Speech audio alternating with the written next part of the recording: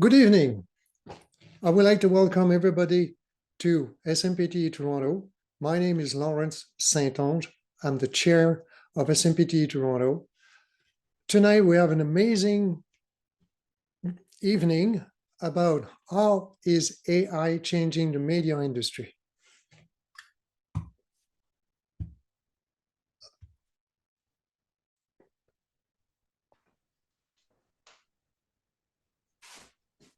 The meeting is sponsored by SMPTE Toronto, and the meeting is arranged by James Correro and Roy Folkman.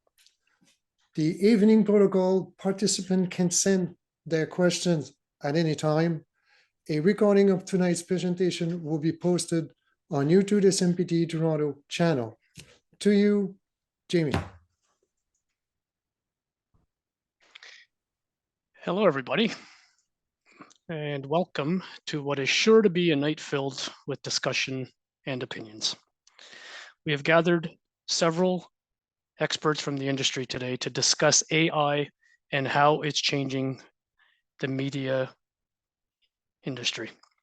Today's contributors include Roy Folkman, who will be presenting an opinion-based piece, and a panel that includes Chuck Meyer, Everard Rodney, Noor Hassan, Mike Strine, and Jerry Balek.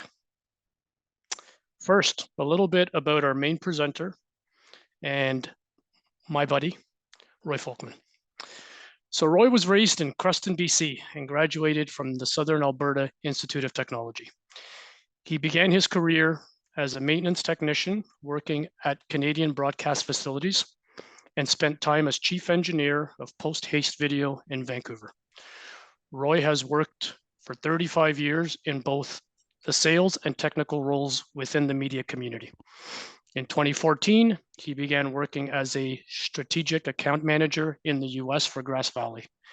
Recent roles include VP of Sales North America for Embryonics and VP of Sales for the Americas for Tag Video Systems. He currently works for Synesys and lives in Guelph with his wife and son. Over to you, Roy. Thanks, Jamie. Good evening, everyone. It's an honor and a pleasure to present. I'm looking forward to all of your comments and questions. And I hope you will find this presentation thought-provoking and interesting. We've done the introductions. I'll go through some disclaimers. I may sound like a lawyer for a couple seconds, provide some background and context. Then I'll get into some specific media workflows and how they are affected by AI. I'll go through a positive AI story. I'll give a broader perspective, and then we'll go to panelists' comments and your questions and comments. First of all, another big thank you to our presenters, leaders in the industry, giving their time tonight. We really appreciate you and look forward to all of your comments. They've been told to be hard on me, so I look forward to that. First of all, our industry is it's fair to say, in a tough time. We all know people whose jobs are changing. We want to be respectful. I want to be respectful and acknowledge that human consequence. And tonight we're speaking about AI, which is a force for change and a force for job displacement. So we want to do that with utter respect. Some disclaimers, the lawyer part. This is not a sales presentation. I mentioned companies in the context of the presentation. Definitely not a sales presentation. AI generated images are used in the presentation. There is an important distinction between AI and ML, but in this presentation, I just use the term AI. This is worth a warning in this presentation. AI is philosophical and it's emotional in this presentation. A guy from a small logging town in Western Canada, me, is going to speak about things philosophical and speak about my emotion. That deserves a warning. And my opinions don't necessarily reflect the opinions of my employer, Synesys. Now, Schopenhauer once said, everyone takes the limits of their own vision for the limits of the world. That's relevant for AI because the limits of our world are changing due to AI, and we need to expand our thinking to properly implement AI in our society.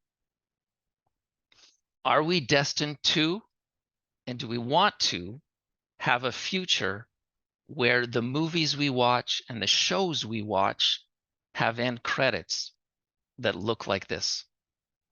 AI is going to bring on the greatest change in the history of the media industry. My opinion. This presentation will outline that perspective. It's okay if you disagree. In fact, it's encouraged. The only way we are going to be able to navigate the overwhelming changes brought on by AI is through thoughtful and respectful exchange of ideas. This is an interesting quote from Samuel Butler discussing the inevitability of machines taking over the world. What's particularly interesting is that he said this in 1863, so long before computers, long before AI. So this conversation has been going on for a while. And AI specifically, to borrow a phrase from show business, AI worked for 80 years to become an overnight success. It feels like it's just upon us suddenly, and news all the time and new developments all the time. It feels like it's just arrived with a splash. So the momentum in AI, it is a giant train roaring down the track. There's a $2.8 trillion AI market. There's an international AI development race. There's massive consumer adoption. And there are important cautionary voices, but they're not stopping that train. That train is moving, and it's up to all of us to implement AI responsibly and safely. Some of the cautionary voices, and what's interesting is the cautionary voices are some of the people introducing the technology and poised to make millions of dollars, but issuing warnings. So certainly valid people. An open letter signed by 350 researchers and executives, including Sam Altman of OpenAI, the CEO of OpenAI, the Google senior AI executives, the chief technology officer of Microsoft. Part of that statement was mitigating the risk of extinction from AI should be a global priority alongside other societal scale risks such as pandemics and nuclear war. Pretty strong language. Other leaders who have spoken about the existential risk to humanity posed by AI: Alan Turing, Elon Musk, Sam Altman, Bill Gates, Stephen Hawking, Jeffrey Hinton. Jeffrey Katzenberg has stated that making an animated feature film will be reduced in cost by 90% within 3 years because of AI. A study surveying 300 leaders across the entertainment industry reports that 3/4 of the respondents indicated that AI tools supported the elimination, reduction, or consolidation of jobs at their companies. Over the next 3 years, it estimates that nearly 204,000 positions will be adversely affected. There's a growing and important field of study called AI safety, which is how to implement AI safely, how to introduce safeguards. There's a field within that field called mechanistic interpretability, which really is, how the heck is this working, and how does AI come up with the answers it does? The very people inventing AI tools often don't know why AI did something or said something or produced something. So that area certainly deserves study. Hallucinations, we've all heard of AI systems hallucinating. A company called Anthropic, which has a chatbot of their own called Claude, they're very committed to AI safety, and their CEO is a guy named Dario Amodei. So a philosophical tangent, tech and media inventions have been mimicking human function for a century and a half. Microphones mimic human ears, cameras mimic human eyes, computers mimic the human brain. Now we're moving into an era where technology is mimicking the most precious of human functions: creativity, craft, and relationships. The implications are both staggering and frightening. Now, I'm going to get into some specific media workflows and show how AI is changing them. I'm going to start with a very simple one. So we've all lived through headaches of aspect ratio and dealing with content of different aspect ratio and how to convert it and fill the screen. We've lived through AFD codes. Often the goal there is just to deciding where to put black bars, ugly black bars, whether to put them on the sides or the top. With AI now, this tool from a company called Pika has a tool where you can have content You want a content in a different aspect ratio, you simply use this tool, and you'll see the gray areas on the sides here. AI simply fills those in. So in this case, there were barrels in the background. It just created more barrels. So in the context. So this tool can work. One simple example, it can work with both CGI and camera captured video. And there's a solution like this in the Adobe Creative Suite as well. Now, a more complex media workflow, dubbing. We all know what dubbing is. You have a feature film, a movie in English, and you want to release it around the world. Traditionally, you'd hire voiceover artists, all sorts of people to record, edit, and produce other language versions of a film. Now, there's a tool called from a company called Flawless AI. They have the ability to use AI technology, voice cloning, large language models, translation, Gen AI. They have the ability to take that film in English and clone the actors' voices, create the dialogue in any language you want, and then go in pixel by pixel and recreate the lip movement to match that new language. So the lip sync is then perfect. Really, really impressive technology. There's also applications, tools for corporate communications. This is one of them, HeyGen. There's another, Synthesia. These tools create avatars that look exactly like you. You can upload video of yourself and it'll create an avatar of you, and then you can feed in text and it'll deliver messages in other languages. Again, lip syncing you and animating you with an avatar. So my attempt to pictorially show the dubbing process in a very simple way, but to make the point, the human point. Traditionally, dubbing had all of these job functions: translators, writers, lawyers, voiceover artists, mixers, editors, technical staff coordinators, producers. It goes on and on and on. Now with AI, it's this, right? It's an instruction, and say an API call from potentially another AI system, and off it goes, right? Gen AI, voice cloning, image manipulation, language translation. It's all done. The people are gone, right? And also it's worth there's the human cost, the human consequence, but it's worth noting the old way that used people, the end product still had a flaw, right? That AI does not. That flaw is the lip sync didn't match, right? They would recreate the movie in a different language, but the lip sync didn't match. And now with AI, the lip sync matches perfectly. Live production. We all know all of the tasks and all the people involved in producing live production. There are now AI solutions for live production where all those people go away. And I want to be clear, this is not solutions for the Super Bowl or Tier 1 sports. This is starting out as a live production for sports teams generally. But it exists. There are companies so using sport-aware AI camera tracking, AI voice generation for commentators, AI generated graphics, AI switching. These tools exist. There's a company called Pixelot that provides solutions for this. VO is another company that provides solutions for this. Playout and distribution, another example. We all know those job functions, all those people.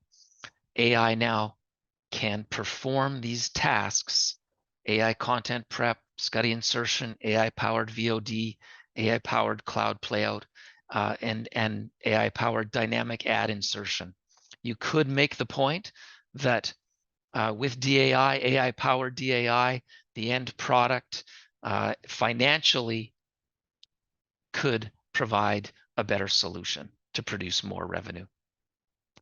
Media asset management, tagging, transcription, indexing.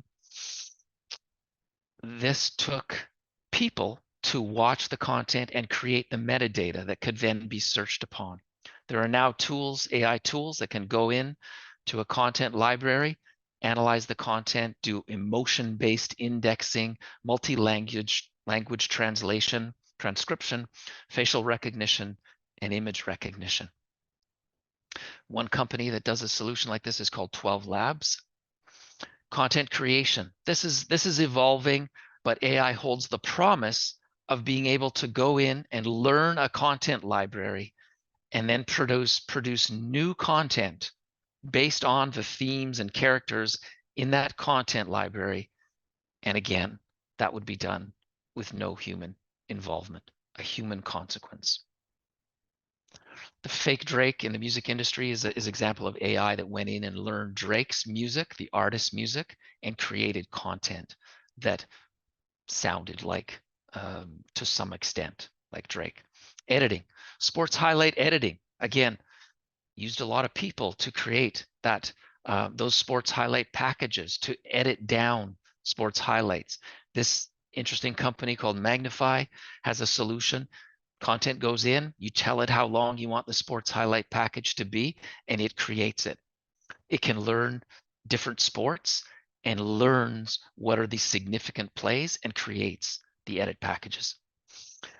Worth noting as well, just a recent announcement from OpenAI, its tool Sora for text to video, releasing some really impressive video.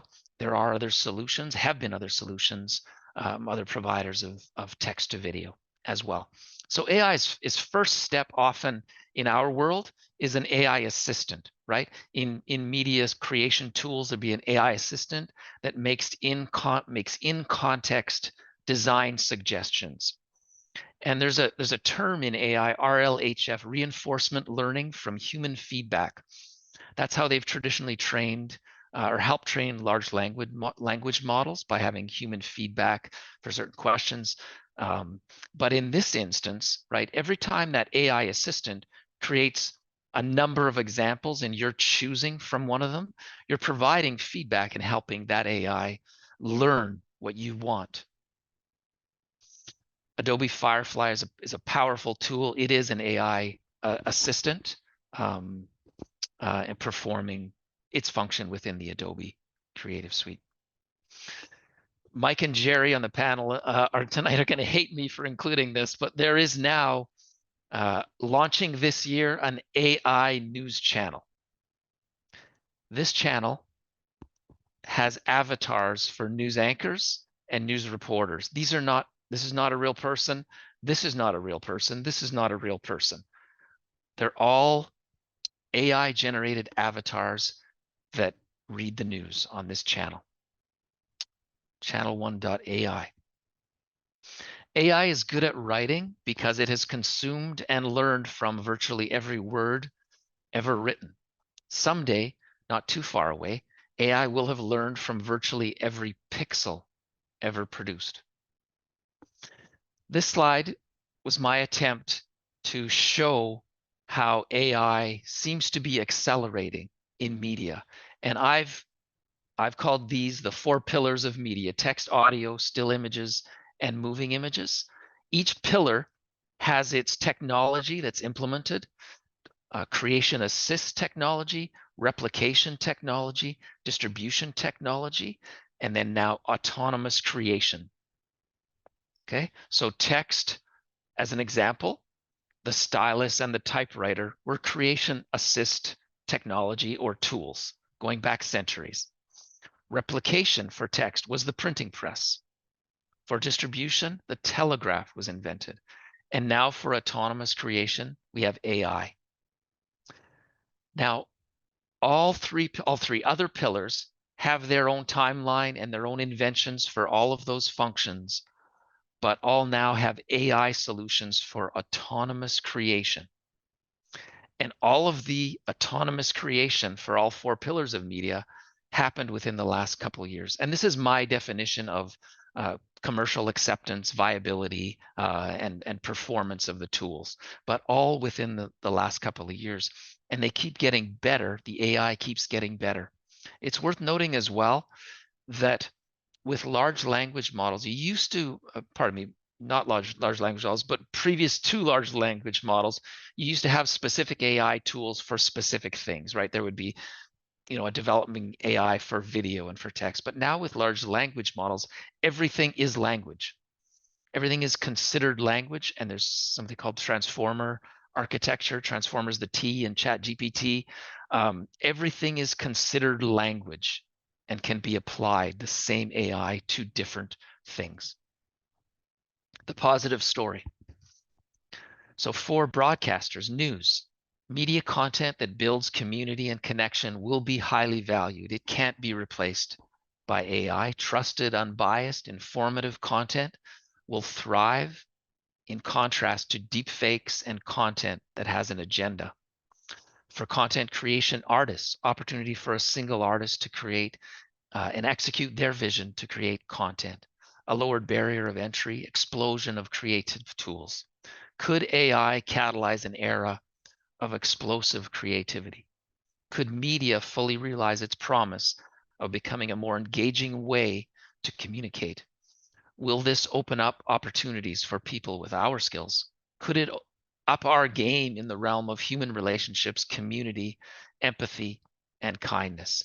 Could it result in heightened appreciation of human craft and human connection?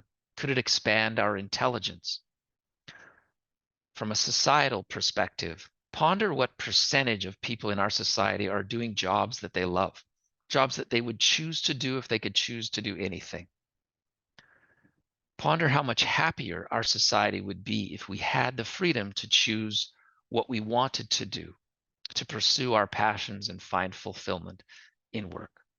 Now, this is a different world if AI is doing jobs that that we don't want to do and we are choosing. That's a different world, but it's worth discussing from a broader perspective.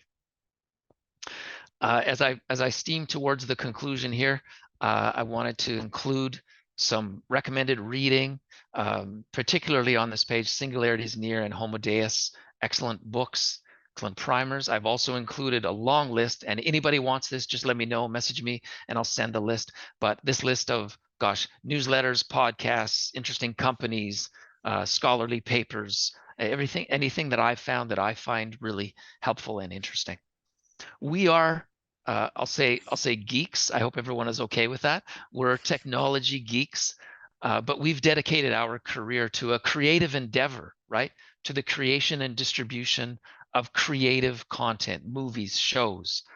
And gosh, I don't want to see content. I don't want the artists to go away. I don't want things to be created by a machine and to be consuming that content. The new computer programming language is English. So these chatbots are very skilled at creating code with English prompts. Of course, it still helps to have a background in coding, but they are capable of programming with English, with instructions in English. There are very important companies, very important work being done to maintain validity, authenticity, to confirm content and prevent deepfakes, or at least identify deepfakes. So there's no drastic consequences from deepfakes. This organization, C2PA, Coalition for Content Provenance and Authenticity, you'll see giant companies, tech companies and media companies involved in this, some excellent work being done. Another one, Content Authenticity Initiative. You'll see again, giant company. You'll see CBC represented on this slide as well. Partnership on AI, another interesting organization doing good work.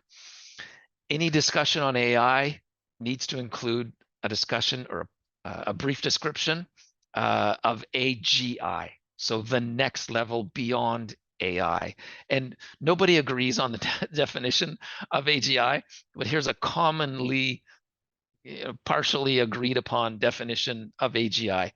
A hypothetical type of artificial intelligence that possesses the ability to learn and perform any intellectual task that a human can. This includes, but is not limited to, the following capabilities. You'll see all these human capabilities listed here. And again, one that jumps out at me and bothers me is creativity. A simple definition of AGI that I like, although it bothers me, is when AI could do anyone's job. And again, that is a different world, right? Experts believe that AGI is anywhere from about 4 years away to we'll never get there. But we're getting closer. There are complicated doomsday scenarios involving AI, but here's a simple one that Max Tegmark of MIT speaks about. What if companies that use AI start outperforming companies that use people? The world changes at that point, right? We all work with complex systems and have learned to respect them. We know that if we add a complex system into a complex system, it requires a great deal of planning and thought. AI is a complex system being added into society, another complex system. And every human being is a complex system of emotions and chemistry. It requires planning and thought. It requires respectful dialogue that involves all perspectives. So how will AI change the industry? In my opinion, in the realm of people, jobs, productivity, valued skills, opportunity for people who know AI tools and media workflows, increased appreciation for human craft, a heightened desire for content that connects us to the artists and to our communities. In the realm of business, monetization, distribution, opportunities for trusted providers of news and educational content that connects people, opportunities to build communities. So my conclusion, AI will bring on unprecedented change in the media industry. AI will cause the greatest societal change in human history. These are priceless human things: ideas, creativity, human craft, truth, human relationships, serving humans, a sense of accomplishment, pride in human work, and free will. And all of these are under threat by AI. I thank you.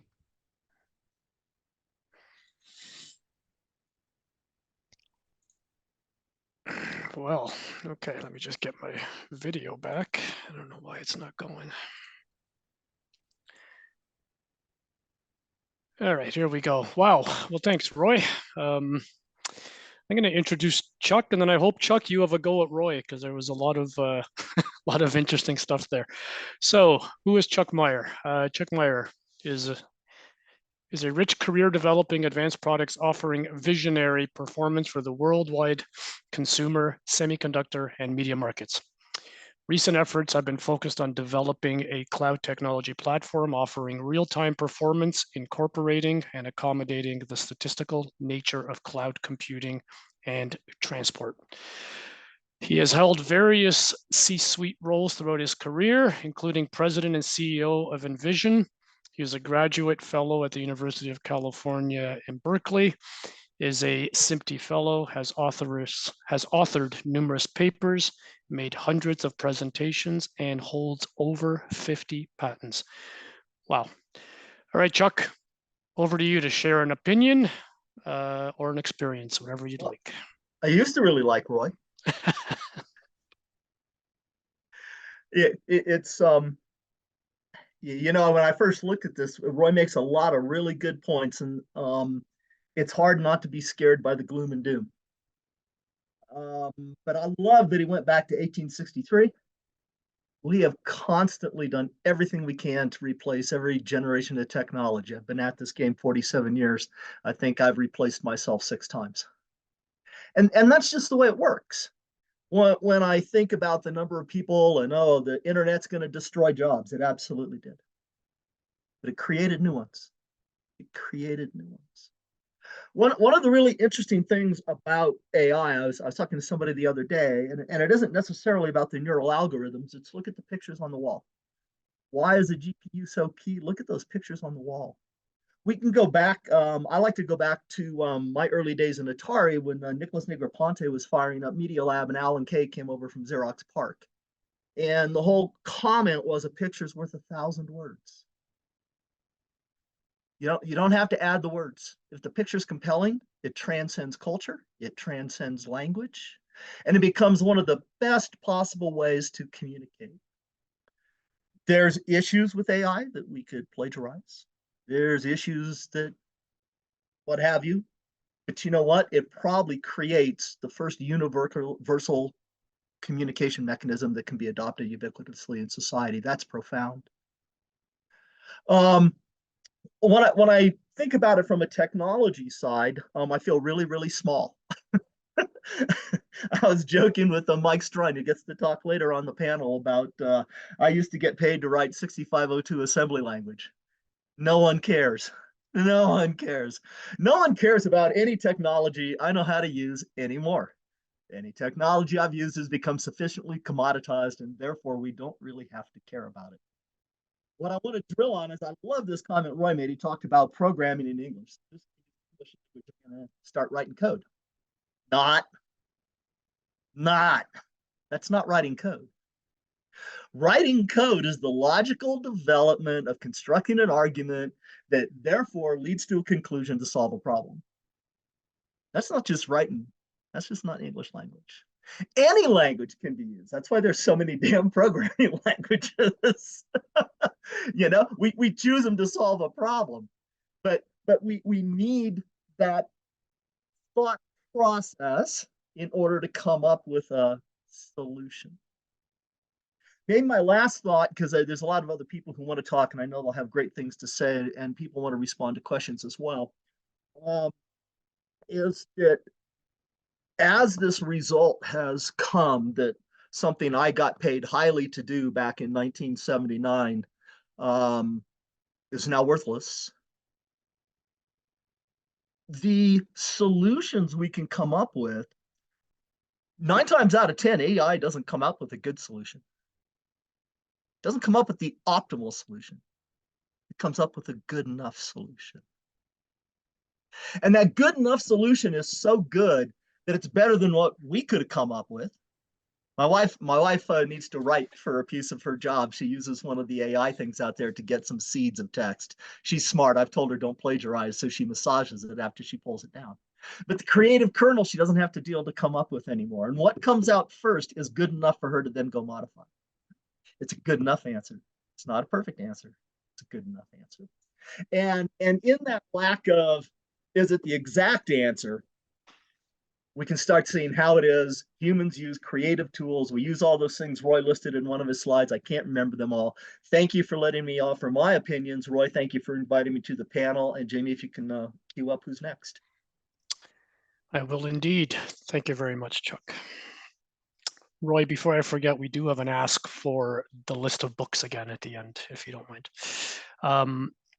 Everard Rodney.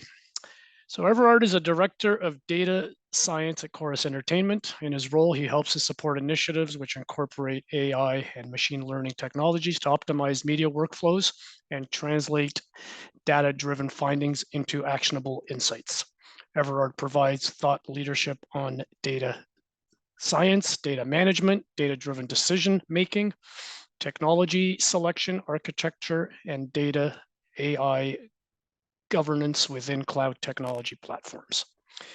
His background is in telco industry, semiconductor, and systems engineering, provides foundational support to the technical development of data-driven solutions. Your opinions, Rod. Your opinions, Everard. Okay, thank you, Jamie, and thank you for the presentation, Roy. I am just probably gonna take this conversation to a slightly different direction. I know one of the first things you talked about was the possibility of an existential risk to humanity and what we're seeing with AI and misinformation and hallucinations and all these other things that are happening. I will say that I think we should be cognizant that those risks are possible, that they're on the horizon. I think, you know, we're starting to see some regulation take place in the UN. They just came out with their regulatory fabric right now, or decided on, I think just this month, right, have decided on AI policy for the UN, which is good to see. But I think there's still a lot of work to be done, and I think that there may be some concern in the space towards not only with misinformation and deepfakes and everything that we're seeing, but in the competition between companies in the arms race to use AI. You mentioned that one doomsday scenario was that companies that'll use AI will basically have a better competitive advantage to companies that don't. And if you're looking at the space right now and you're seeing the use of these larger companies that are building these large language models and utilizing this technology, it takes a lot of resources and it takes a lot of finances to be able to train those models. And so basically, I'm just trying to agree with what you were saying about that possible doomsday scenario in terms of competitive advantage. On top of that, when you look at the digital advertising space and the antitrust laws and current litigation that's going on with copyright, there's been a history of some level of trust, lack of trust or trustworthiness in those companies and their business transactions and their monopolizing of the marketplace. So a good example is the war between Elon Musk and OpenAI, or Sam Altman and OpenAI right now, in terms of changing the company from a nonprofit model for the benefit of all mankind or for all humanity or whatever it was, to a profit model. And I think we're going to see a lot more of that. And probably the hope is that there's a lot more open source that's coming out, meaning that there's a lot more models that companies that don't have the resources to be able to compete in that marketplace with these bigger companies will be able to do so, and we'll still have some competitive advantage. So that's one thing I wanted to touch on, as well as the misinformation that we're seeing out there and the deepfakes and the influence that it can have on society are what we've seen that it has on society with the introduction of the social media platforms years ago, and things that have happened in terms of how it's affected certain parts of the population, and litigation that's come out with, let's say, Instagram, and higher suicide rates with people who are on that platform and things like that. I think it's very important that we really think about how AI is going to be used in the future and how it's going to affect, like it's going to affect the fabric, our social fabric, and how we interact with one another. The one thing that you didn't talk about was security. And I think that's also important as we start to put together these technologies, that security is a factor. Because just like how we have deep fakes and bad actors and people doing, all these bad things, there's going to be individuals that are going to try to break your AI. They're going to try to manipulate your AI. They're going to try to inject it with bad data, and they're going to have all these different attack vectors that's going to manipulate the outcomes of what you intended your AI to be used for. So I think we have to be careful on that. There has to be some work in terms of securing your production workflows or wherever you use this technology. And the last thing I'll say, I just wanted to touch on the idea of AI taking your job. So I understand that it's that in the short term that there's probably going to be a period of time where AI is going to affect a lot of people in all parts of in all parts of business, right? In terms of using AI for higher levels of productivity and doing things that we couldn't do before in the past. But I was reading an article that talked about comparative advantage and opportunity cost, and basically the article states that everybody has a comparative advantage, which means that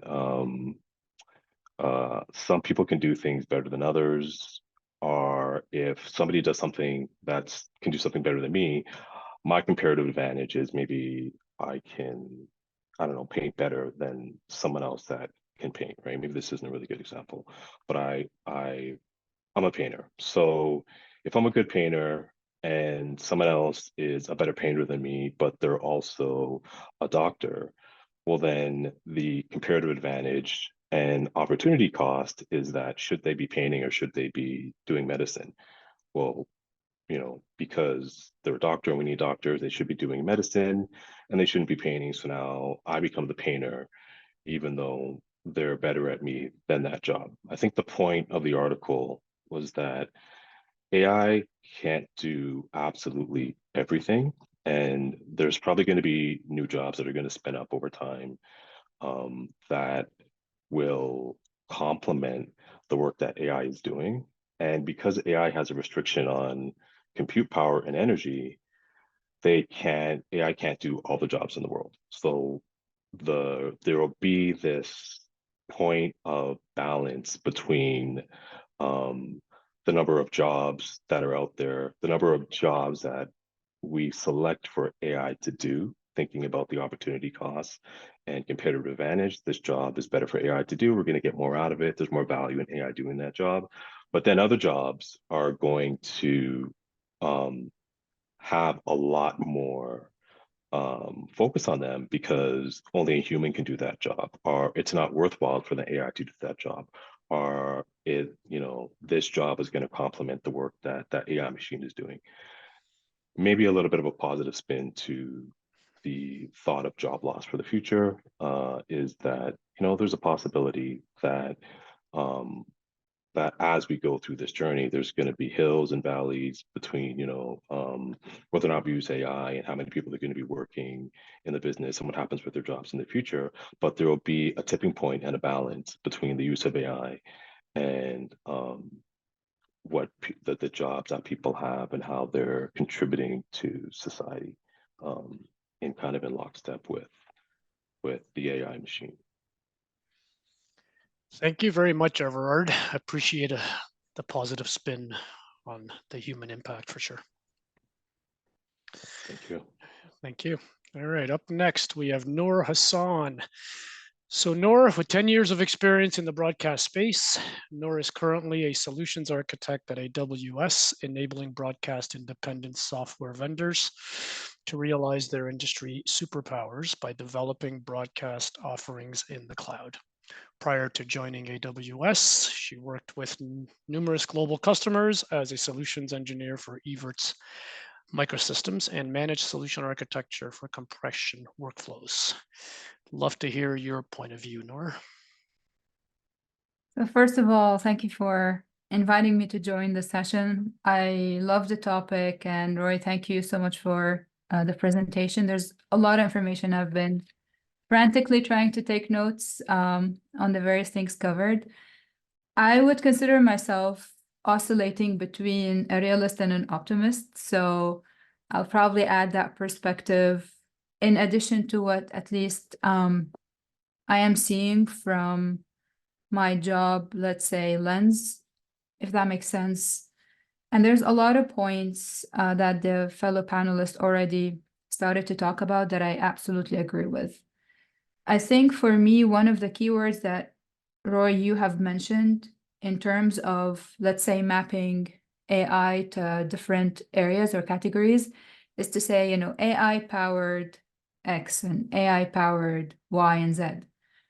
And I feel this is really important because for me, AI powered is somewhat equivalent to AI assisted, right? And I think that when it comes to technology, at any phase of transition, there will be a level of uncertainty and doubt, right? In terms of where do we stand? How do we protect our jobs? How do we prep for the future?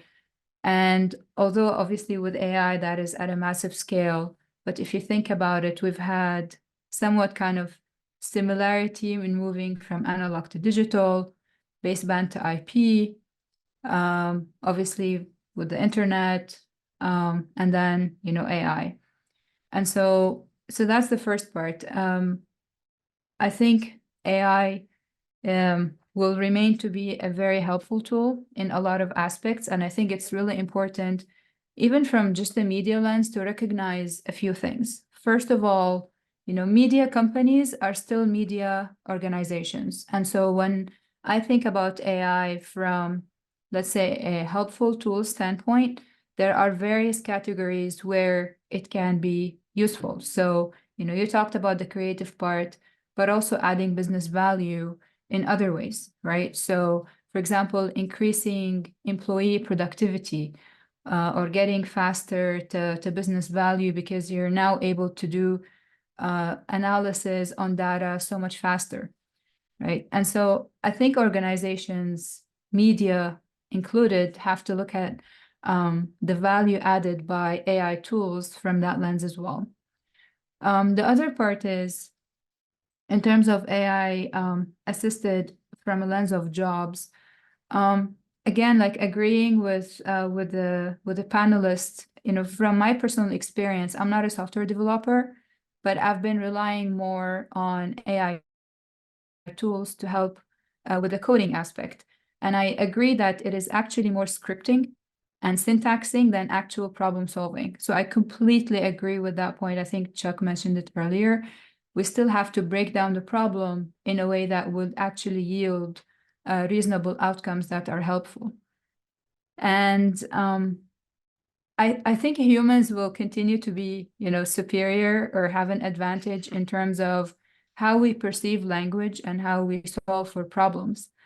I don't think AI would, this is a personal opinion, I don't think AI would replace that. If you think about all the languages on the planet, but then you also add context to it, right? You add pun, you add, hidden, underlying, we say read between the lines, like machines are not even close to getting there.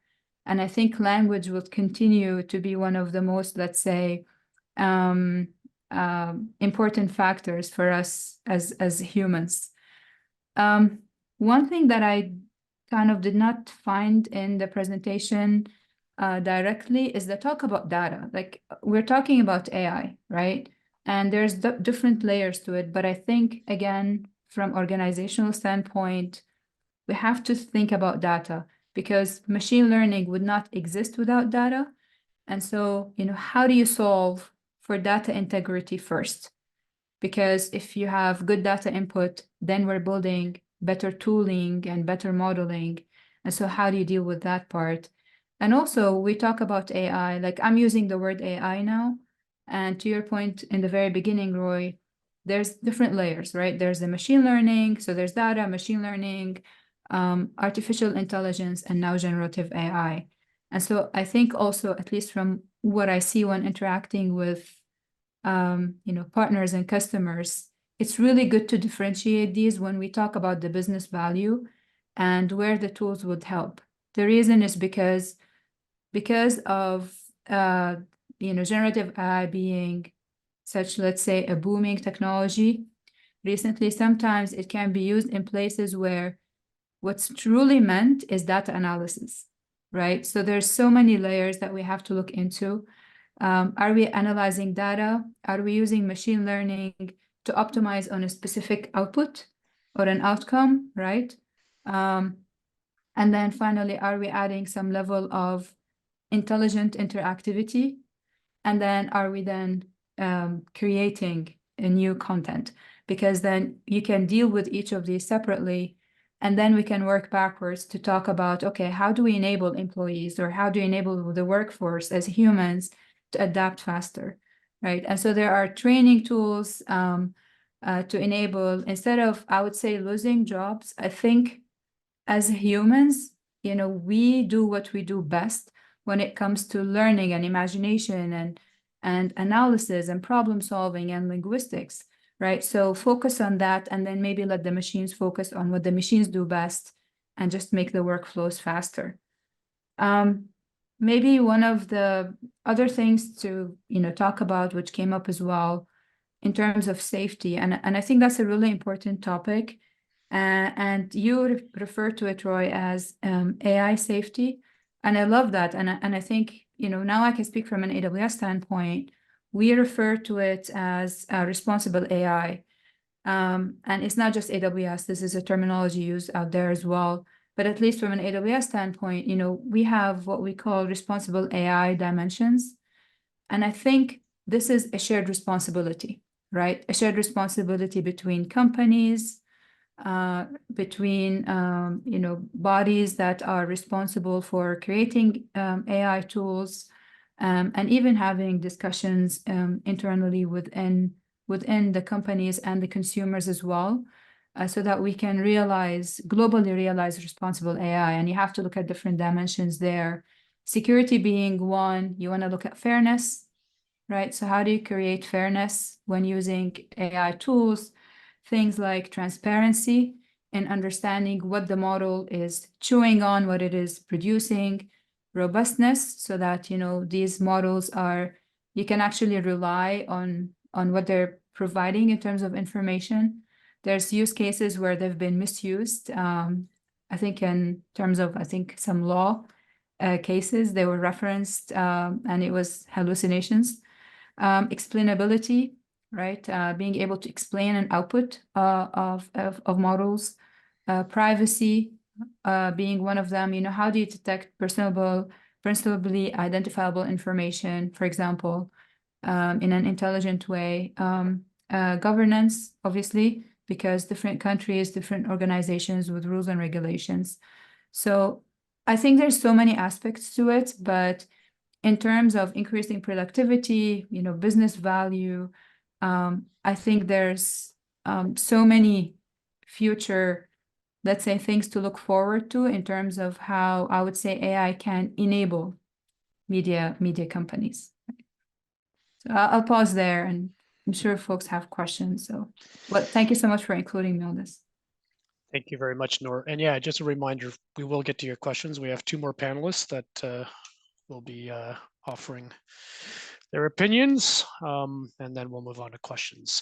So next up is Mike Strine. So Mike is a director of engineering and technology at ABC News in New York, part of the Walt Disney Company. For the last 34 years, he has been at the forefront of just about every technical advancement that the ABC TV network has made, from the conversion from analog to digital through to HD TV transition to the migration of video over IP and the expansion of streaming platforms. Mike has over 50 US patents, with several others still in the process. Mike is fairly active in the standards communities, has been an active SMPTE New York board member since '97, and is a SMPTE fellow. Prior to ABC, he spent 7 years at Standard Microsystems Corporation as part of a semiconductor design team. He has a bachelor's degree in electrical engineering technology from SUNY Polytechnic University in Utica, Rome. Mike lives in Bohemian, New York with his wife and a few of their combined 5 children. That was a mouthful. I apologize for stumbling. Mike, over to you for your opinion. Yeah, I think I put too much information. I see what everybody else did. Roy, I was taking a lot of notes as I went along here, so I might not be as polished as everybody else. First of all, I thought that was a great presentation, very thought-provoking and a little bit depressing in some ways, when you get down to it. Just focusing on AI in media. I read somewhere, and I think, to me, this really strikes a truth, that AI should be used as a creator's tool, not a creative tool. And it's been used as a creative tool for years. We just didn't call it that, edit assist. And you identified a bunch of these types of things, but newer types of things is just following the ball in action, production assist. That's what I think is for media creation, that's really the sweet spot, at least for me anyway. Secondly, as part of a news organization, even though I'm an engineer, we're still required to sign a code of ethics. This is what several news organizations, require you to do. You can't join a political party. It's 90 pages long. I think AI, how do you get AI to do that? I think AI is inherently unethical. It's going to push back all the information that it receives. So I almost consider it like a plagiarizing machine. I think Chuck was saying earlier that, you can get ideas, but you still got to massage them into something that you can use, because you have no idea where this content came from in the format that it came out in. So to me, that's a worry. And lastly, go to Chuck's other point about writing code. Writing code was a skill, and I did the same thing. We wrote assembly language way back when. That was a logical, disciplined skill that you use to create and solve problems in your career. It made you a better engineer. If we lose those skills, how do we invent and create new things? That's what I worry about. If we have the machines do everything, what do we become? You know, we can't all become painters and, you know, especially me, I can't paint anything, but you know, what do we wind up doing? Those, just afraid if we lose those skills, that type of skill set, maybe we stop moving forward. Anyway, those are my thoughts. Thank you very much, Mike. A lot of good points there. All right, and now to bring us home, Jerry Bullock. Jerry is currently serving on the Global News Senior Leadership Team. He is a live television professional specializing in workflows, content delivery, and leading teams through change from the edit suite to the executive suite, the control room to the boardroom. Jerry has a diverse production background that spans broadcast production, broadcast systems manufacturing and support, and broadcast equipment sales. He represented Global News in 2017 in New York as they received the first ever Edward R. Murrow Award for Technical Innovation. He also represented Global News with the 2009 NAB Award for Excellence in Studio Technology for the Global News Distributed Broadcast Model. And apparently he was also a roadie for the Grateful Dead, but he doesn't remember much about that. I Over to don't you, remember Jerry. much about that. First of all, just to be included on this panel with these esteemed professionals, an honor. Roy, thank you for inviting me. And one thing you don't have to worry about is being replaced by AI, because AI doesn't bring to the sales table what Roy Folkman does. I think your job is safe. You're good. But you know, I think what really is alarming to me is how fast this is all moving. You mentioned the Project Origin, and I was introduced to Project Origin about 3 years ago. And you know, it's all about misinformation, the growing threat to the integrity of the information system. And here's all of these huge companies trying to wrap their heads around, you know, providing some kind of governance and a way of understanding if something was tampered with or not. And now that has become, it's actually sort of come in that short period of time to that CP2A initiative that you made reference to. So it's amazing how fast that went. It's also amazing on how that very first meeting that we had with Project Origin was all about deep fakes. Like it was lurking in the dark web. While, you know, fast forward, you know, it's on your desktop. You know, BBC just released something called Project Verify, where they actually go deep into their story and explain why it's true. You know that they actually verify that story that you just watched, this incredible footage out of the Ukraine or out of Somalia or these places, they'll actually go on camera and say, yeah, like here are the two references. They'll go into great detail on proving that what they just presented to the audience was in fact the truth.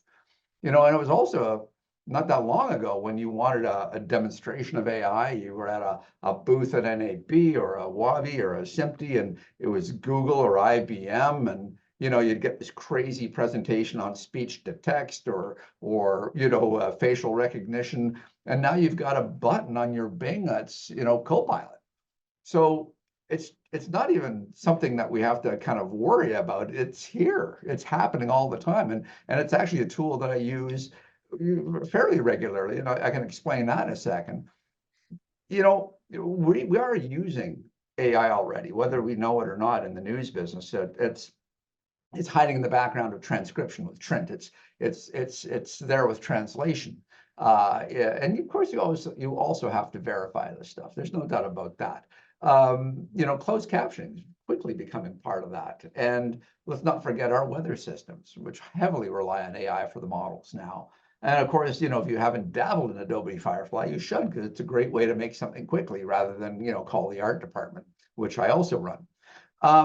So, you know, it's happening really quickly, and sometimes it has comical results. I mean, and sad results. We have a very diverse newsroom now, and that's a good thing.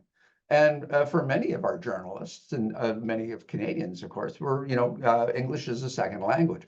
So, you know, we've installed, or someone installed, Grammarly on some of a lot of the newsroom systems, you know, because you want to be, you know, you want good grammar, want good spelling, and what's better than this AI tool to correct it on the way? Well, guess what? Grammarly's not a big fan of XML or Moss code. So, you know, random things were deleting out of the rundowns and stuff. So, you know, that took us a while to figure itself out. But these tools aren't just coming to take our jobs, they're coming to enhance our jobs. I think Noor said something about that a minute ago. It's really remarkable. And Roy, you stole my slide on Channel 1 out of LA that's launching in the fall of 2024. It's an AI-driven news channel with, you know, AI-driven anchors and speech to text to speech, and you know, that's coming whether we like it or not. So our opportunity as humans is to counteract this with creativity, and we have to counteract that sort of vibe of this angst that we have about how fast this stuff can work and how good it can do its job. And it can do its job very well, but it can't be us. It can mimic us.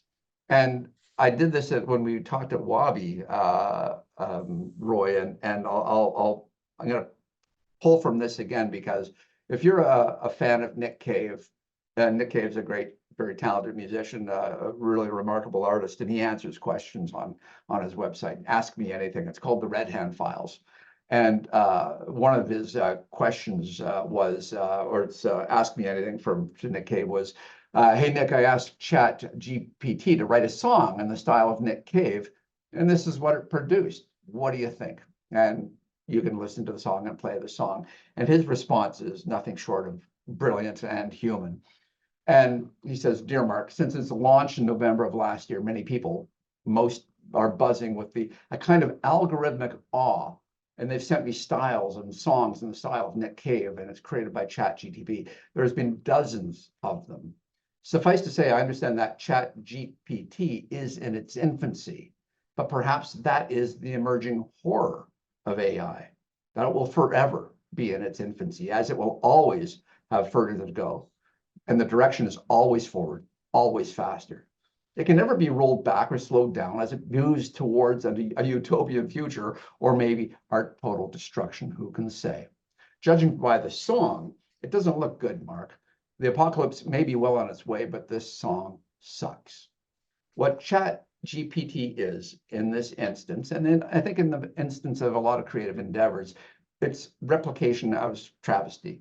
ChatGPT may be able to write a speech or an essay or sermon, an obituary, but it cannot create a genuine song. It could perhaps in time create that song, but on the surface, it could be indistinguishable from the original, but it will always be a replication, a burlesque. Last paragraph, and I'll be done with this. Songs arise out of suffering, by which I mean they are predicated upon the complex internal human structure of creation. As well as I know, algorithms don't feel, data doesn't suffer. ChatGPT has no inner being, it has nowhere, it has been nowhere, it has endured nothing, and it has not had the audacity to reach beyond its limitations. And hence, it doesn't have the capacity for a shared transcendent experience. So I love the way Nick has kind of framed that. And I think as creative individuals, and I think we all are creative individuals, that our creativity is safe. It really is. Our humanity is safe, but it will always have some form, I think, some help from GPT as we grow older and as we require care, and as our children no longer care for us. I think you're going to see a lot of help from AI, and I think you're going to see a lot of help from assisted living in that respect. I have a feeling that AI may come to our rescue in some respects and may be our demise in others. But it's here to stay, and we've just got to learn to live with it. Wonderful, Jerry. Appreciate that. Appreciate all of the panelists' views. I'm going to invite all the panelists to turn their cameras on, and Roy will keep his on. And I'll stop sharing, right, Jamie? Yeah, I think so. I think so, Roy. I mean, I think it's only fair now to see if you have any comments back to the panel before we go before we go to a couple of questions. If you don't, then there are two questions in the chat. Only a thank you, right? Okay, The that's- purpose of the structure of this meeting was for them to critique my presentation, and they did a great job. Yeah, thank you. Thank you so much. Yeah, really, really insightful comments. Appreciate it. Thank you. All right, we do have a couple of questions. So the first one was from Brad, and I don't know who this is geared towards, so just feel free to open up your mics if you'd like to share an answer. So the question was, it was about copyright, which was touched upon earlier by a couple of panelists. How does AI deal with the copyright challenges, considering it has been determined in America that you cannot copyright creative content using AI exclusively? Who would like to take that on? I'm an engineer, not a lawyer. Yeah, a good question. I'd like to hear the answer. So I think at least from the discussions that we've been having with customers and partners, and I think it did come up, C2PA as one of the organizations that are kind of working towards that effort of managing or identifying copyright issues with content. And I think it's going to take time for these things to really mature and also essentially integrate into workflows that our customers are essentially doing when it comes to creative work. How fast it is in transparency, I don't know how fast that is moving, but I do know that it is definitely a very big factor that is often coming up, right, in conversation about AI. So there's that. And I think there's more organizations that are looking after that part as well. And then also I go back to the angle of responsible AI, right? So how do organizations, that's the shared responsibility model. How do you try to enforce responsible AI within the organization as well? I think is an open topic and probably deserves like a whole different session just to dive into it. Yeah, no, that's fair. I think some cases are just going to be on a one-by-one basis, right? Like we've seen a couple of things with robocalls in the US with political agendas behind them and all that. So I think it'll just happen in that sense. Anybody else, or would we like to move on to the next question? My point, Sure. I got 2 kids in university, and as tempting as it is for them to use AI and a lot of this stuff, you'd be shocked at how good the tools are that the university has to detect that stuff. Now, I guess it'll always be a cat and mouse game, I guess. And, I just had to sort of cheat off the guy beside me in the desk over here. But there are some really interesting tools coming up for copyright, specifically in the academia side of things. And certainly, with the with the project we talked about earlier, there is this whole idea of having some kind of digital DNA glass to glass, so that that you'll know if something has been altered or not. So people are working on that, and I think they'll continue to work on it. That's an interesting point, Jerry. My stepbrother's significant other, he teaches middle school, so junior high, that grade. They already have tools to suss out the fact that the kid used AI. Yeah. So they're already rejecting works that were poorly massaged, generated AI, submitted, and just saying, no, you can't just do this. I was impressed how fast that tool had been made, yet it shouldn't be surprising at all, right? It really shouldn't be surprising at all. Hey, is that what they used to find that Kate Middleton picture? It was doctored. Yeah. I think that was just bad Photoshop. It didn't take much. If you zoom Oh, in, is that what it was? yeah, looks like something I would have done. But anyway. Yeah, I can add a bit to that, the copyright discussion there. So I think we have to wait and see what happens with some of the ongoing litigation, right? And get some court precedents there to see, how the courts are dealing with those ongoing copyright issues that are in the courts right now. So that's one thing. And then I won't say how AI is dealing with it, because I think companies are still not really transparent about where they get their data to train their models. If you saw that interview by the chief technical officer for Sora, she was asked a number of times, "Oh, where do you get your data? Where do you get your data? Where do you get your data?" And she never really gave an answer, right? She was, "Oh, yeah, we get it from here, and it's all publicly available," right? So I think we're going to see a lot more of that. But then on the other side of it, there's companies that are getting ahead of it by partnering with with other companies, right, in order to be able to use their images to train models. And I think we're going to see a lot more of that in the future, where they can say, "Oh, we've partnered with Getty Images," or, you know, we have access to this technology, or we I don't know if it was Adobe who said that if there's any copyright issues from the generative creatives, that they would pay the individuals for their legal fees, right? So there's basically this background and support and backtracking to kind of get ahead of the issue with copyright. There's But more litigation to come, Everard. You're absolutely correct. 100%. And your perfect example is Mike and Gary at their news effort. Jared, at their news efforts, they can take a picture of a Marvel comic as an example, and because it is related to the news and being shown in that context, it's just fine. Now, Roy may want to grab that same thing and give attributed value to it in order to generate revenue, at which point he will be immediately busted.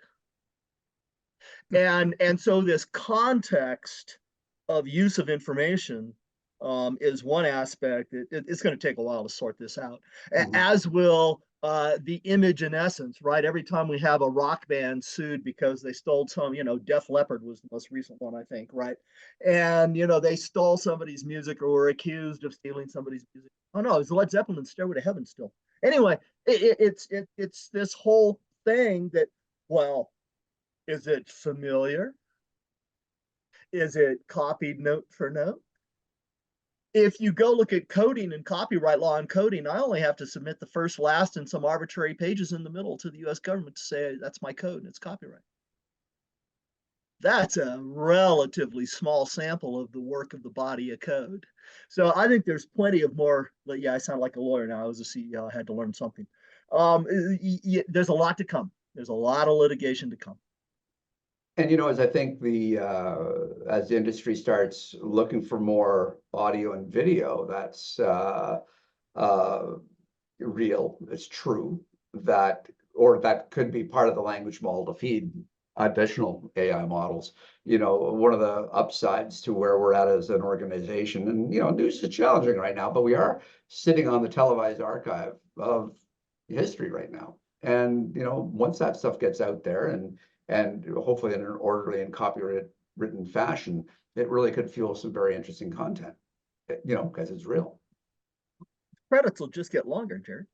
Longer and longer and longer, just like your college term paper, opsit, site reference. Yeah. Oh yeah, yeah.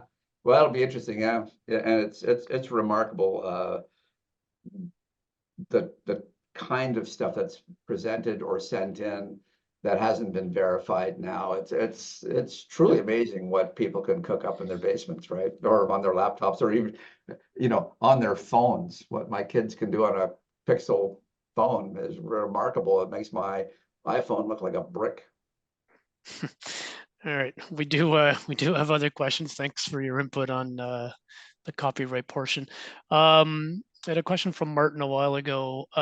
What are the new underlying technologies required for the media industry training, and should Gen AI be the assistant or the teacher? It's a thought-provoking question.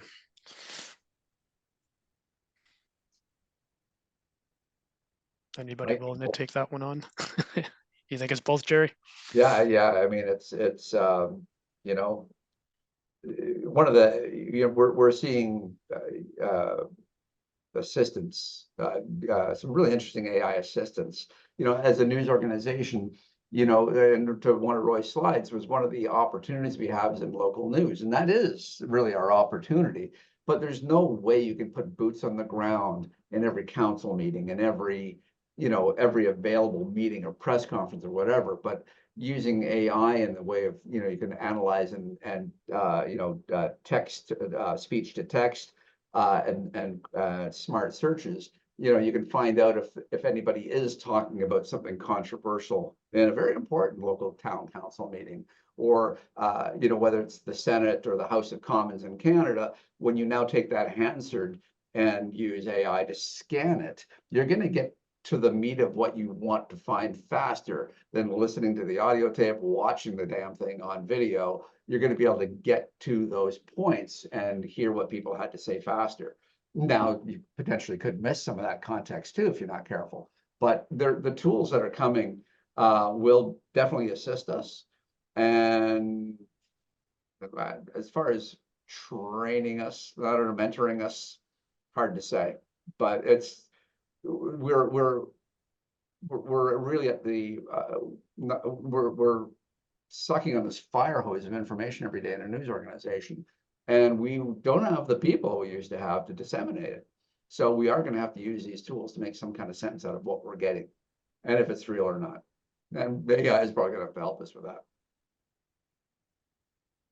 I can probably add to that as well. One of the cool use cases one of my partners is working with is in radio. And so, not having talent in a studio, for example, between 12 a.m. and 6 a.m. And so, potentially leveraging AI tools to have some sort of like a simple form program that is all AI generated, right? So it's not really replacing anyone. It's actually opening up additional opportunities for radio stations to have 24/7 programming that's not entirely human operated. That's one example. Another example that we're seeing is in terms of video summarization. And so that's another cool aspect, or like being able to detect the genre of your content, because you can then start to more quickly tag and enrich the content, which means that now humans operating a backend workflow for, let's say, live cloud production or even play out, like the way you search for this content becomes a lot more enhanced. And so it's not in any way replacing the humans in the loop, but it's actually just helping, right? So content summarization, slow motion, right? Tagging of content, subtitle generation, translation, and so on. So we're seeing definitely a lot of tools in the space. And I think it's being, so far from what I've seen, it's assisting humans, right? We're seeing that even at Chorus, and I don't know how I got it, but there's a new version of Teams. There's always a new version of Teams. My version of Teams has some component to it now that will summarize a meeting, right? And give you meeting notes, not just transcribe it, not just record it. It gives you really precise, meeting notes now. It just figures it out, and even gives you a nice little timeline of who speaks the most in the meeting. And it should be no surprise that it's always me. And Noor, I appreciate you providing the answer on the differences between ML and AI. So thank you for that. Anyone can look in the chat if they'd like. All right, I think we're good to move on to another question. So like this one, what happens when AI begins feeding upon itself? For example, when AI generated images become input to training models as well as output?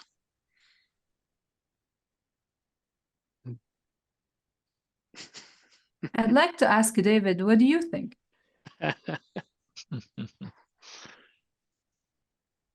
This I'll speak very quickly to this. This reminds me of the book, one of the books I recommended here, The Singularity is Near, Ray Kurzweil. He talks about how AI development will accelerate when AI can refine its own designs, right? May not be specifically what this question is about, but the question is in that realm, right? But when AI can generate something and then analyze it and then design it, and if that's combined with robotics and 3D printing, gosh, the things could accelerate, right? Interesting. I think, Jerry, took a stab at it as well. So that's with a comment. I'll just point out the one little thing, right? We all know Sure. the use case of ask AI for the African country that starts with K, and it says it can't. Highly documented on the internet. And it's the whole idea that you don't know how to adjudicate that piece of information and was it real, yet it got mixed into the associative search algorithm, and now you've decided there is no African country that starts with K. So this is Ray's point, right? You got to be able to get your mistake. Who's going to correct you, and do you trust that source? Yeah, interesting. There was a question earlier about most of the uses of AI are about thinking. So how would you have a job that is, so how would you have a job that is not physical labor after AI takes over? Oh, I guess it's how could AI replace physical labor? I think in some instances we're seeing the machines do some of the work already, right? Which is a form of it. But if anybody would like to elaborate on that. I don't think AI thinks. You don't think AI thinks? Matches. So I see Noor. Thank you, Noor. I was going out on the limb. So you're nodding your head up and down. I'm gonna hand it over to Noor. But fundamentally, that's the difference. You go, Noor. No, I agree. I mean, the concept of thinking is very, very complex, and I'm not claiming in any way to be an expert. It's a very kind of elaborate topic. But when we talk about thinking, we have to kind of say, okay, what does that really mean? And I won't get into it, but I think just from the scope of the question itself, the way I read it is that, how can we maintain jobs that require thinking if we have AI, which thinks, or we think it thinks? Just going back to the kind of example of at least how personally I'm using AI, right? When, let's say I'm bringing up a model to kind of correct or create syntax for me for a piece of code to do something, most of my effort actually goes into trying to break down the problem for this model so that it understands what I'm trying to solve for. And it can solve for very small pieces of deterministic inputs or modules of that problem at a time. The moment I increase that or up it a little bit okay, let me give you an example. I was building a pipeline that takes a music file or an audio file, an MP3 file in English, and I want to essentially output that music file in, let's say, Spanish or Arabic or whatever other language. So if I just say, hey, like I want to build this using serverless architecture in AWS, a model will spit out something to me, but it does not actually break down the problem into how do you what are the optimal pieces to use in the solution? How do you stitch them together, right? So while my example is not obviously a superset of all examples that we can think of, but I can still argue that I don't think it will take over our jobs from a thinking standpoint, right? Right, another opportunity for someone else to pipe in from the panel if they'd like. Nope. All right, we have someone who'd like to step outside of the content discussion here and talk to some engineers. AI bad branding is a potent family of algorithms. So as engineers here, any comments on how mundane things like compression optimization, signal analysis, or traffic shaping? I alluded to it a little bit. I was probably too fast. Complex problem optimization is finding a good answer, not the perfect answer, right? And so AI is going to do okay. AI is going to do okay at finding a good answer. Nor just went her an example of her pipeline. She said, well, it's going to pull some things together, but I have a lot of options. If I have a lot of options, perhaps one answer is better in a different outcome criteria than a different one. So this is where the balancing point's going to be is are you going to be better off with a traditional mathematical algorithm in order to find the minima or the optimal point, or are you going to be satisfied with good enough? And I sadly predict that society is becoming at a point where we're okay with good enough, except for meteorology, although every weather report I read is different these days, and airplane wings, except for Boeing can't seem to build an airplane. But you know, there are certain things you got to have the exact correct answer. There aren't many anymore. You only need to have a good enough answer in a timely fashion. So AI is going to do just fine.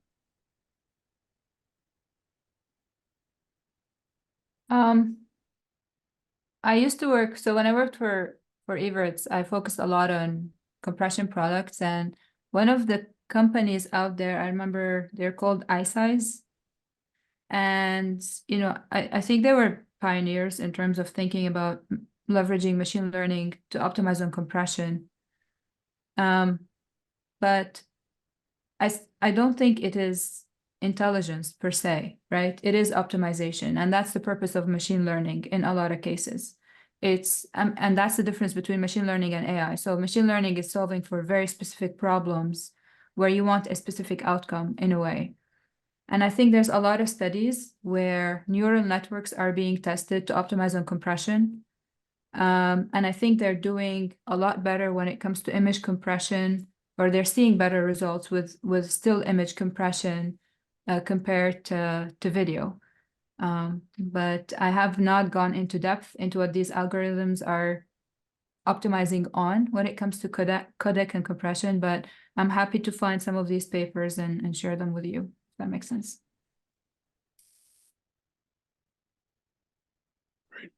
Okay, great. Any further comments? That actually wraps it up for questions.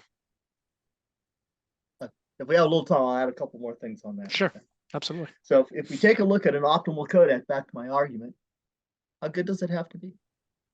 My iPhone has variable automatic depth of field. Nonsense. My iPhone has the same image recognition that's going on right here. It finds my face. It says, there's your face. It says nothing else is your face. And it blurs the background. And it looks pretty much like I've changed my f-stop, just like I used to on my 35mm camera. So what prevents a codec from exploiting that same opportunity? Nothing. So I think that if we start to look at things like behavioral codecs, that's not the right thing. Object-oriented coding, good Lord, that's an H.264 word that's 20 years old. So AI is going to do just fine. It's going to do just fine. And based on what you're trying to achieve, you'll get some better results. And that's whether you do or don't want to be an ICTCP color space advocate as compared to good old YCRCB. It's going to do well.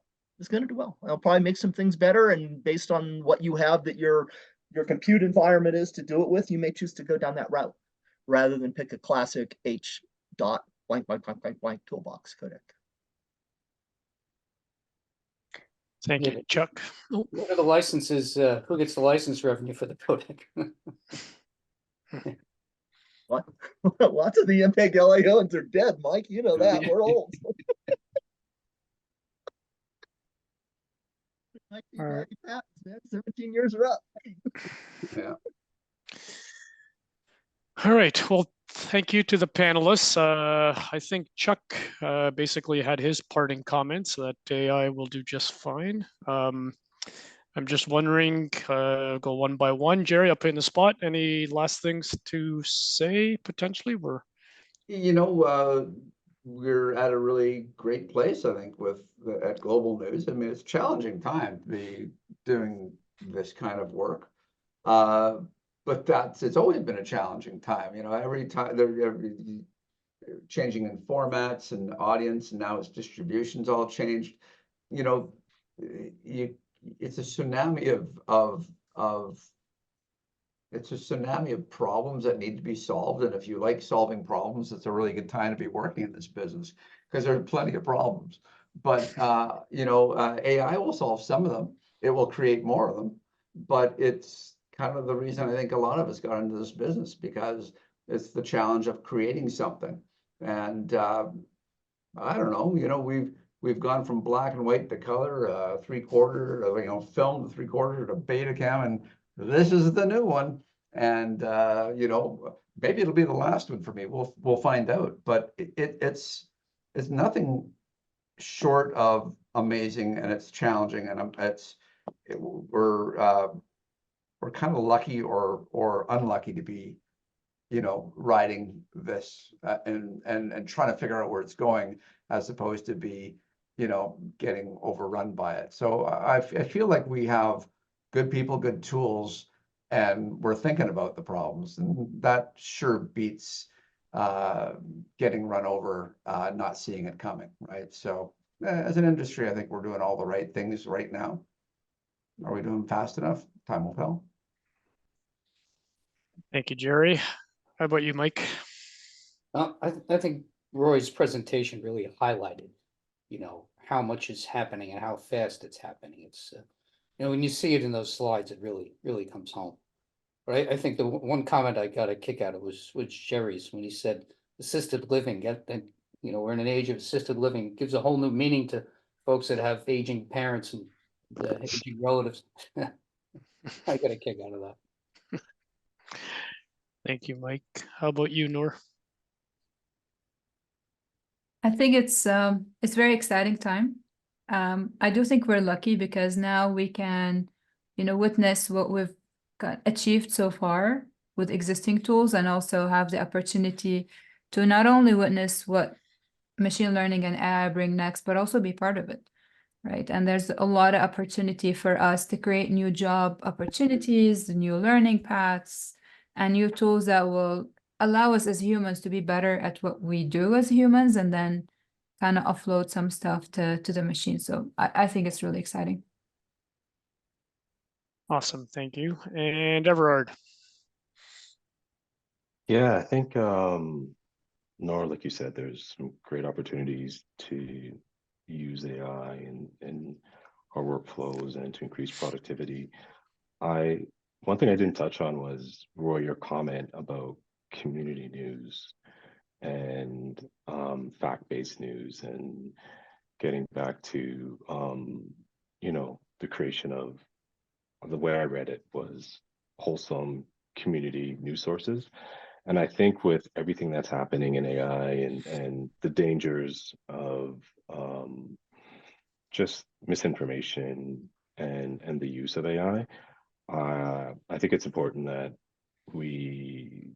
people in general think critically about what they're seeing, what content they're ingesting, and then again, how they're using the technology, and that we all continue to be responsible in this space as we move forward and gain the benefits from whatever AI has to offer. That's great. Thanks, Everard. Roy, I'll let you bring it home. Keep in mind that there was a request to see the book list again. But if you'd like to make any final comments, that'd be great. All right. No, just a thank you. Gosh, thank you so much to the panelists for participating. The insightful feedback was excellent. It was awesome. So really appreciate your time. Thank you to everyone that attended. Thank you for the questions. And this was absolutely a pleasure. And I will share those slides, that slide right now. All right. So what's up? All right. And I'll say the two best books that I would recommend are The Singularity is Near, Ray Kurzweil, and Homo Deus, Yuval Noah Harari. And if you're rushed, you read the first half of Singularity is Near, and then the last third of Homo Deus, and that's a really good overview, a really good primer on AI. But Max Tegmark is excellent as well. Also, just because I have it up, if anyone is interested in a primer on large language models, this YouTube video by Andrei Karpathy, who happens to be Canadian, but he was a founder of OpenAI, and I found it fascinating to learn about how large language models are created and about them. Really, really good stuff. Awesome. All right. Well, thanks everybody. And we're just going to throw it over to Tony to talk about an upcoming event or two. Jamie, thank you. And let me just pull up the slide here.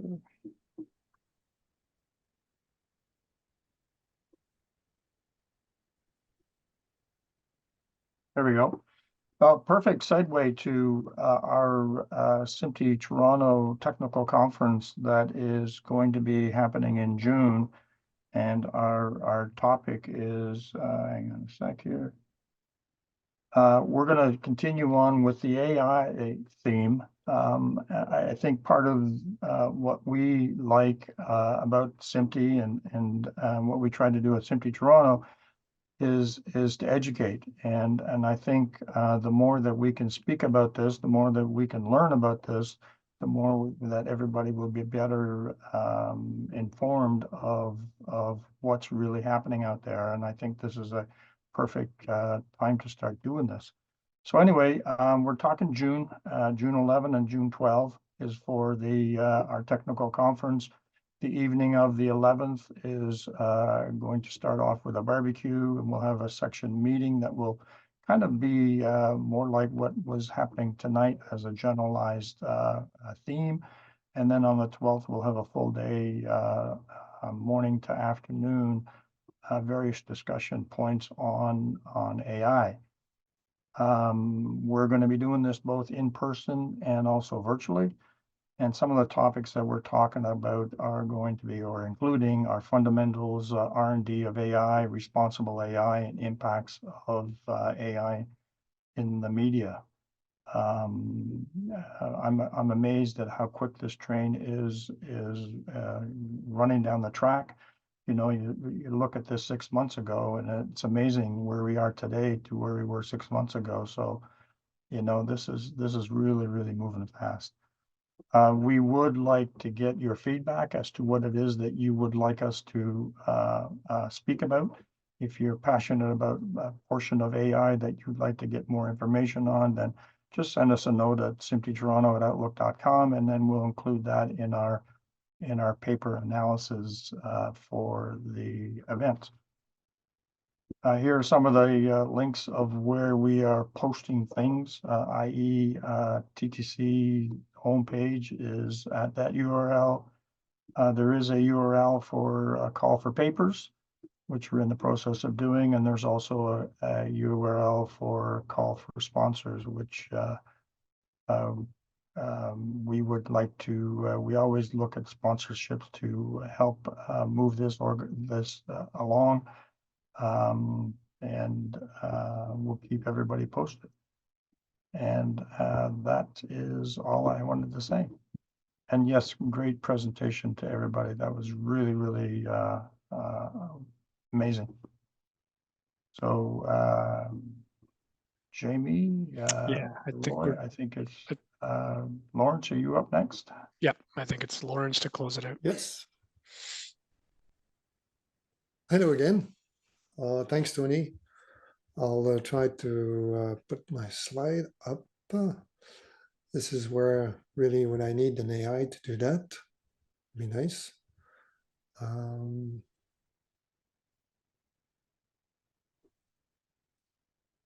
There we go.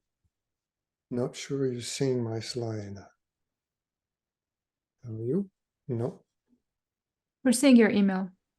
Oh, sorry. How about Now we're that? seeing your slide. Yeah, yeah. See, that's why we need to work on this AI. Well, I hope you enjoyed the evening. I would like to thank all the presenter and the organizer. I'd like to remind you that there will be a recording of tonight's meeting will be made available on SMPTE Toronto YouTube channel.